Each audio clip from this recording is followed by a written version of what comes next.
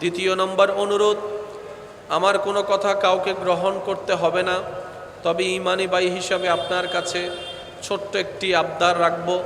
প্রত্যেকটি কথা মনের কান দিয়ে শোনার পর নিজের বিবেকের আদালত দিয়ে নিরপেক্ষ বিচারক হয়ে বিবেচনা করে দেখবেন। সঠিক যদি মনে হয় গ্রহণ করবেন, ভুল যদি মনে হয় বাদ দিয়ে দিবেন, কোনো সমস্যা নেই। তৃতীয় নম্বর অনুরোধ, আমাকে একটু আওয়াজ দিয়ে সহযোগিতা করতে হবে। যারা যারা করতে রাজি আছেন একবার বলেন মারহাবা, আর একটু জোরে বলেন মারহাবা। আল্লাহ তাআলা আমাদের সকলের হাজিরিকে কবুল করুক। আমাদের সারা জীবনের জানা অজানা কবিরা সগীরা গুনাহকে আল্লাহ পাক মাফ করে দিন।